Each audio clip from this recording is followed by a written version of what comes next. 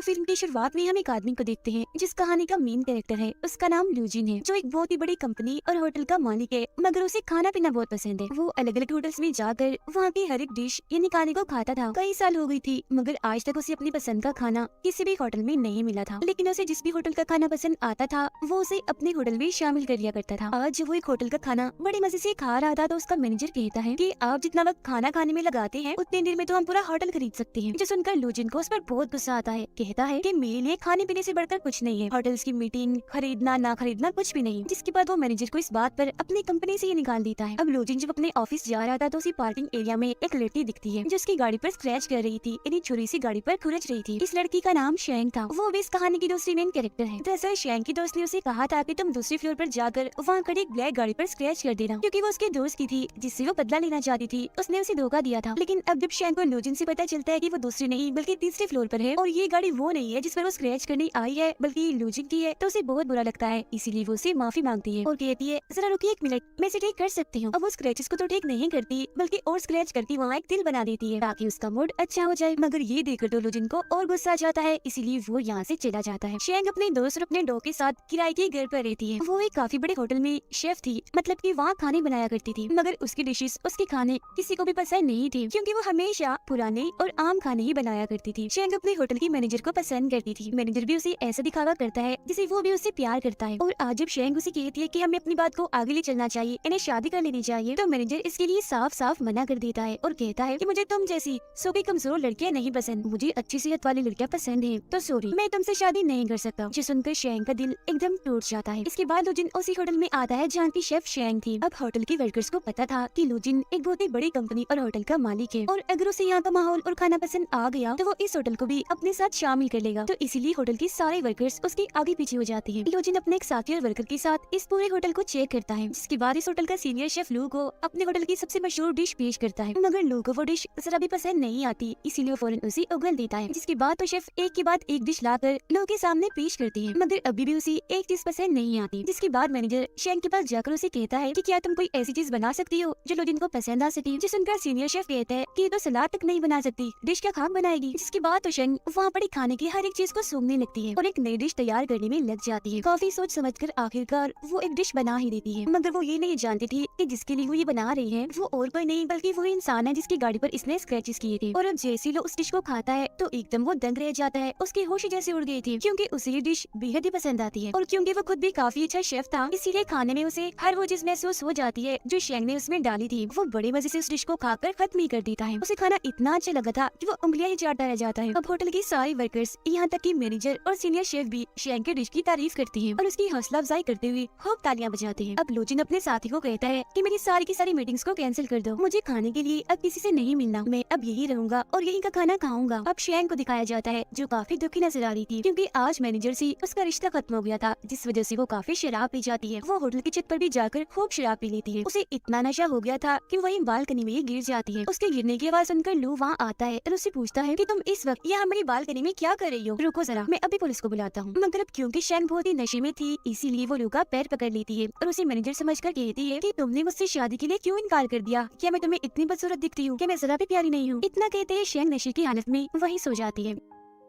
तो उसे सबक सिखाने के लिए एक सूटकेस में बंद कर देता है और अपने साथ ले जाकर लिफ्ट में उसे छोड़ देता है। अब जब होटल की वर्कर्स ये देखती है कि शेंग सूटकेस में बंद है, तो वो काफी घबराते हुए चिल्लाने लगती है और ये समझने लगती है कि लू ने शेंग के साथ बदतमीजी की है, इसीलिए वो पुलिस को बुला लेती है। तब पुलिस आकर लू को पकड़ लेती है और उसे जेल में बंद कर दिया जाता है। जिसके बाद लू का साथी और शेंग की दोस्त वहाँ आकर लू की जमानत करवा देते हैं। इनके साथ यहाँ लू भी थी। शेंग की दोस्त लू को कहती है कि शेंग ने आपके साथ जो सलूक भी किया उसके लिए मैं आपसे माफी मांगती हूँ। फिर जब भी दोनों यहाँ से जाने लगती है तो शेंग लू से कहती है कि आप हट जाइए वहाँ से, आप एक गंदी जगह पर खड़े हैं, वहाँ कोई गंदी चीज पड़ी है। तभी लू का साथी गाड़ी लेकर आता है तो लू अपने जूतों को वहीं फेंककर गाड़ी में बैठ जाते हैं और फौरन यहाँ से चले जाते हैं, जो देखकर दोनों लड़कियां हंसने लगती हैं। अब अगले दिन शेंग होटल की एक पेड़ से एक बच्चे की छतरी उतारने जाती है, जो किसी शरारती बच्चे ने मधुमक्खियों के छत्ते में फंसा दी थी। ऐसा करने से मधुमक्खियां अपने छत्ते से उड़कर उन सब पर हमला कर देती हैं, जो देखकर सारे बच्चे और शेंग वहाँ से भाग जाते हैं। मगर वो सारी मक्खियां लू को काट लेती है, क्योंकि ठीक इसी वक्त पर वो भी यहाँ से गुजर रहे थे। मक्खियों ने उन्हें काट कर उनका पूरा चेहरा ही सुझा दिया था। इसलिए शेंग वहाँ आकर एक बार फिर से उनसे माफी मांगती है, जिस पर लू अपने साथी को कहता है कि इसे फौरन एक घड़ी बांध दो, क्योंकि जब जब ये मेरे आसपास होती है तो कोई ना कोई मुसीबत आ जाती है या ये खुद ही मेरे लिए खतरा बन जाती है, और अब अगर अगली बार ये मेरे करीब आएगी तो अलार्म बज जाएगा, जिससे मैं चौकन्ना हो जाऊंगा और इससे कहीं दूर चला जाऊंगा। लेकिन अभी भी लो ये नहीं जानता था कि वो जिसके खानों का दीवाना है वो और कोई नहीं बल्कि शेंग ही है। वो इसके लिए मनपसंद खाने बनाती है। यहाँ तक कि शेंग को भी ये बात पता नहीं थी कि उसके डिशेस का जो सबसे बड़ा दीवाना है वो और कोई नहीं बल्कि लू ही है। लू क्योंकि होटल में ही रह रहा था, इसलिए वो थोड़ी थोड़ी देर के बाद कोई ना कोई डिश बनाने को कहता था, जिसे शेंग बना कर उसके लिए भेजती थी। वो एक के बाद एक नई डिश को बनाकर बड़े अच्छे तरीके से लू के पास भिजवा दिया करती थी, जिन्हें लू बड़े मजे से बड़े चाव से खाया करती थी। अब इसी रात शेंग के पास होटल का मैनेजर आकर उसे कहता है कि अब मुझे मोटी सेहतमंद लड़कियां पसंद नहीं है बल्कि तुम जैसे स्मार्ट पसंद है, क्योंकि अब मैं भी जिम जाने लगा हूँ। इसीलिए तुम ऐसा करो, आज रात मेरे साथ मेरे घर चलो, जिसके बाद हम शादी कर लेंगे। उसकी ये बातें सुनकर शेंग को काफी गुस्सा आ गया था, इसीलिए वो उसे काफी बुरा भला कहकर गालियाँ भी देती है और वहाँ से भगा देती है। खुद भी फिर वो वहाँ से चली जाती है। फिर रात में जब अपने दोस्त के साथ घर पर थी तो उसे कहती है कि आजकल मैं होटल में बहुत मसरूफ रहने लगी हूँ, मुझे बहुत काम करना पड़ रहा है, क्योंकि मैं अपने होटल के नए मालिक के लिए अलग अलग डिशेस बनाती हूँ ताकि वो खुश हो जाए और मुझे अपने होटल का सीनियर शेफ बना दे। अगले दिन जब कुछ रिपोर्टर्स लोग का इंटरव्यू लेने आते हैं तो शेंग को पता चल जाता है कि अब तक वो जिसको परेशान करती आई है वो बहुत ही बड़ी कंपनी का मालिक है, और ये और कोई नहीं बल्कि वही है जिनके होटल को खरीदने वाला है, मतलब ये होटल का होने वाला मालिक, और यही मेरे खानों का दीवाना भी है। तो इसीलिए आज के खाने में वो लोग के लिए दिल खोल कर मिर्च मसाला डालती है ताकि अब की बात वो उसके खाने को पसंद ना करे और ये उसे दूर चली जाए। मगर उसका ये प्लान काम नहीं करता, क्योंकि खाना खाते हुए लोग की आंखों से पानी तो आता है तेज मिर्ची की वजह से, मगर उसे खाने का जायका बहुत अच्छा लग रहा था, इसीलिए वो रुकने का नाम ही नहीं ले रहा था, लगातार बस खाता ही जा रहा था। सबसे आखिर में शेंग लोग के लिए अपनी तरफ से एक केक बनाकर भेजती है, जिसमें उसने हर वो चीज डाली थी जो लोग को बेहद ही पसंद थी। तो जाहिर है ये केक भी उसे बहुत ही पसंद आता है। केक खाने के बाद वो इतना दीवाना हो जाता है कि उस शेफ से मिलने के लिए बेताब हो गया था जो अब तक उसके लिए खाना बनाती आ रही है। मगर शेंग जब उनके सामने जाने से मना कर देती है तो लोग खुद किचन में आ जाते हैं उससे मिलने के लिए, मगर अभी शेंग उनके सामने नहीं आती बल्कि वहाँ से भाग जाती है, क्योंकि उसे डर था कि अगर उसने मुझे देख लिया तो वो मुझे काम से निकाल देगा। थोड़ी देर के बाद जब लोग वॉशरूम में थी तो वहाँ एक चम्मच आकर गिरता है, जिसे कोई वॉशरूम के अंदर से ही नीचे से हाथ डालकर दोबारा उठा लेता है, जो देखकर लोगों को लगता है कि जरूर यहाँ कोई चोर है, इसीलिए वो वॉशरूम के दरवाजे को लॉक करके वहीं छुप जाते हैं।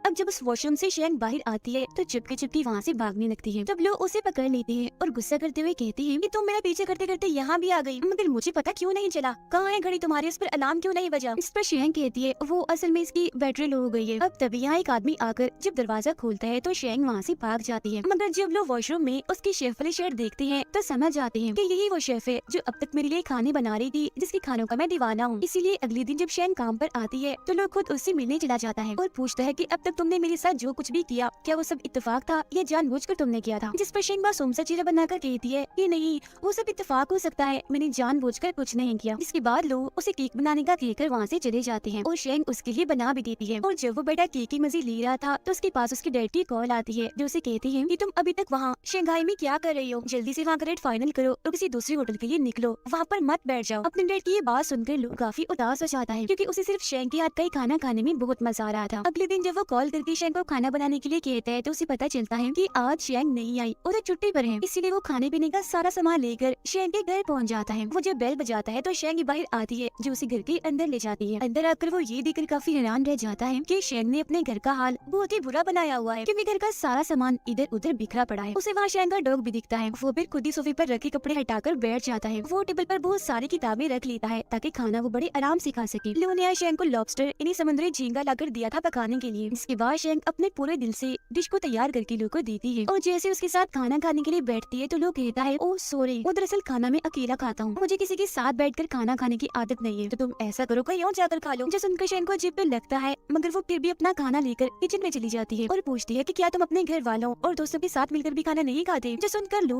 बड़ा ही अजीब जवाब देता है कि जैसे तुम अकेली सोती हो, अकेले नहाती हो, तो उसी तरह बिल्कुल मैं अकेले खाना खाना पसंद करता हूँ। थोड़ी देर के बाद खाना खाकर जब शेंग बाहर आती है तो देखती है कि लो वही सोफे पर ही सो गया है। फिर अगले दिन जब लोग की आँख खुलती है तो उसे भी एहसास होता है कि कल रात मेरी आंख लग गई थी और मैं यही सोया रहा। वो फिर शेंग को ढूंढते हुए जब उसके कमरे में जाता है तो देखता है कि वो तो अभी तक सोई हुई है। अब हर रोज खाने पीने का सामान लेकर लो शेंग के घर पहुंच जाया करती थी। उसे खाना बनाने का कहकर जब उन खानों को खाती थी तो फिर वहीं सो जाया करती थी। ऐसे ही कई दिन गुजर जाते हैं। शेंग हर रोज एक नई डिश लो के लिए बनाया करती थी। उधर लो के साथी और शेंग की दोस्त की भी दोस्ती हो जाती है। फिर एक दिन जब लो शेंग के घर पर थी तो वहाँ बहुत बारिश होने लगती है। शेंग के घर की छतें इतनी कमजोर थी कि वहाँ से पानी टपकने लगता है। इसीलिए ये दोनों छतरी लेकर वहाँ बैठ जाते हैं। फिर अगले दिन हम देखते हैं कि लू ना तो शैंक के घर आई है और ना ही वो होटल में थी। इसीलिए शैंक अपने दोस्त के साथ लू के घर ही पहुँच जाती है। उन दोनों को देखकर लू का साथी उन्हें अंदर तो आने देता है, मगर वो शैंक को लू से मिलने से मना कर रहा था। इसीलिए वो जबरदस्ती भागकर खुद ही लू के पास आ जाती है। वो वहाँ एक लड़की को देखती है जो लू को खाना पेश कर रही थी। उसे देखकर वो लू से पूछती है कि ये कौन है जो मेरे होते हुए आपको खाना दे रही है, जिस पर लू उसे बताते हैं कि ये मेरे घर की शेफ है। वो शेफ भी फिर शैंक को बताती है कि मैं पिछले 7 सालों से इनके लिए खाना बनाती आ रही हूँ। अब लू भी शैंक को ये कहती है कि क्योंकि ये छुट्टी पर थी इसीलिए आया था मैं तुम्हारे पास खाना खाने। ये बात सुनकर शैंक को काफी बुरा भी लगता है, साथ ही उसे काफी गुस्सा भी आ रहा था, तो फौरन वहाँ से चली जाती है। फिर अगले दिन शैंक जब होटल में काम कर रही थी तो लू की शेफ वहाँ आकर उसे पूछती है कि तुम ये काम कब से कर रही हो, जिस पर शैंक बताती है कि मैं तो ये काम 5 साल से कर रही हूँ। वो शेफ कहती है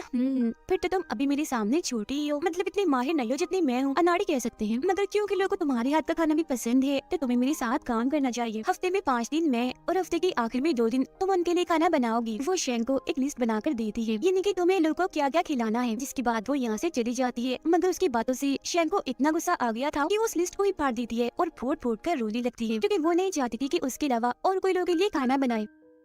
अब अगले दिन जब शैंक होटल के किचन में थी तो तभी सीनियर शेफ वहाँ आकर सभी शेफ से कहती है कि बस अब तुम लोग खाना बनाना बंद कर दो, क्योंकि लोकी कंपनी ने इस होटल को खरीद लिया है और उन्हें हमसे भी अच्छे और माहिर शेफ चाहिए, इसीलिए उन्होंने हम सबको इस होटल से निकाल दिया है। अब जब लू वहाँ आते हैं तो शैंक गुस्से में वहाँ से चली जाती है और अपना सारा सामान इकट्ठा करने लगती है। तब जब लू उसके पास जाता है तो शैंक उससे पूछती है कि क्या तुमने सबको होटल से निकाल दिया, जिस पर लू कहता है कि हाँ, क्योंकि मैं इस होटल को काफी बड़ा और अच्छे लेवल का होटल बनाना चाहता हूँ, मगर हाँ तुम्हें अपनी शेफ बनाना चाहता हूँ ताकि तुम मेरे साथ रहकर मेरे लिए खाने बनाया करो। जो सुनकर शैंक कहती है मगर मेरी भी एक शर्त है, तुम 2 शेफ के खाने एक साथ नहीं खा सकती, इसीलिए तुम्हें हम दोनों में से यानी उस शेफ और मुझ में से किसी एक को चुनना होगा, और अगर तुम्हें ये मंजूर नहीं तो क्या हम सब शेफ तुम्हारे इस बड़े लेवल वाले होटल में काम नहीं कर सकते। तुमने एक साथ ही सबको निकाल दिया, कोई जज्बात एहसास इंसानियत तुम्हारे अंदर है कि नहीं, आखिर तुम कैसे सबको निकाल सकती हो। ये कहते ही वो रोने लगती है। जो सुनकर लोग कहते हैं कि बस यही तो फर्क है, मैं तुम्हारी तरह नहीं सोचता, मेरा काम है लोगों को निकाल कर उनकी जगह और अच्छे लोग लाना, मैं ऐसे बेकार में लोगों को अपने पास रखकर अपना नुकसान नहीं करवा सकता। जो सुनकर शैंक भी कह देती है तो ठीक है, फिर मैं भी तुम जैसे खुदगर्ज और ऐसे इंसान के लिए काम नहीं कर सकती जिसके अंदर कोई इंसानियत एहसास नाम की चीज न हो, और इंसान को सिर्फ जज्बात इंसान बनाते हैं। तुम्हारे अंदर जज्बात नहीं तो तुम इंसान तो कहला ही नहीं सकते, तुम तो एक जानवर हुए। इतना बोलकर वो वहाँ से चली जाती है, और अब क्योंकि वो बेरोजगार थी इसीलिए वो दुखी रहने लगती है। उधर लो से भी नहीं रहा जा रहा था, उसे बार बार शैंक की याद सता रही थी, जिसके बाद लो शंघाई को छोड़कर यूके के लिए निकल जाती है। और जब ये बात शैंक को पता चलती है तो अपने दोस्त के सामने बहुत रोती है और कहती है कि मुझे अफसोस हो रहा है, लो के साथ मैंने बहुत बदतमीजी की है, वो मुझे बहुत पसंद थे, उनके लिए खाना बनाना भी मुझे बहुत अच्छा लगता था, काश कि मैं उन्हें बता सकती कि शायद मैं उनसे प्यार करती हूँ, वो मुझे अच्छे लगते हैं, बार बार वो मेरे जहन में आ रही है, उनके बारे में सोच कर तो मैं पागल हो रही हूँ। फिर जब लोग लंदन पहुँचते हैं तो उनके शेफ उनके लिए खाना लाती है, मगर हमेशा की तरह टूट पड़ने की बजाय वो आराम से बैठी रहती है, खाना नहीं खा रहे थे बल्कि काफी उदास थे। फिर अगले दिन जब लोग अपने डैड से मिलता है तो वो पूछती है कि शंघाई में तुम्हारे साथ ऐसा क्या हुआ जो तुम वहीं रह गए, मैंने तुम्हें कितनी बार कहा है कि डील करके फौरन वापस आ जाया करो, वहीं मत बैठी रहा करो। तब उनके जवाब में लोग कहता है डैड इतने दिन हो गए हैं हमने एक साथ मिलकर खाना नहीं खाया, चलिए आइए साथ बैठकर खाना खाते हैं। और जब वो खाना खा रही थी तो लो अपने डैड से पूछता है कि क्या आपने कभी किसी से प्यार किया है, जो सुनकर वो कहती है कि हाँ सबसे ज्यादा प्यार मैंने तुम्हारी माँ को किया और अब तुमसे करता हूँ। अब लो अपने साथी को कॉल करके कहता है कि हम न्यूयॉर्क जाने से पहले शंघाई होते जाएंगे। शैंक बेचारी बेरोजगार अपने डॉग के साथ सड़क भटक रही थी, वो जैसे लोग की दी हुई घड़ी को बेचने जा रही थी तो वो घड़ी बजने लगती है, जिससे उसे काफी हैरानी होती है क्योंकि ये इस बात की अलामत थी कि लो आस पास ही है। और फिर फौरन ही उसे लो की गाड़ी दिख जाती है, उसमें बैठे लो पर जैसे उसकी नजर जाती है तो वो काफी दुखी हो जाती है, इसलिए गाड़ी लेकर फौरन यहाँ से निकल जाती है। वो फिर लो से बचते हुए सब्जी की मार्केट में जाकर छुप जाती है। तब लो उसका पीछे करते करते वहाँ भी आ जाती है। वहाँ उन्हें शैंक का डॉग दिख जाता है, जिसे वो कहते हैं कि अगर तुम मुझे लो के पास ले जाओगे तो मैं तुम्हें मजेदार खाने खिलाऊंगा। जिसके बाद वो डॉग लो को अपने पीछे शैंक के पास ले जाता है, मगर शैंक ने तो खुद को शीशे के कमरे में बंद किया हुआ था। लो से कहते हैं दरवाजा खोलो, मुझे तुमसे बात करनी है, जिस पर शैंक कहती है नहीं मैं दरवाजा नहीं खोलूंगी,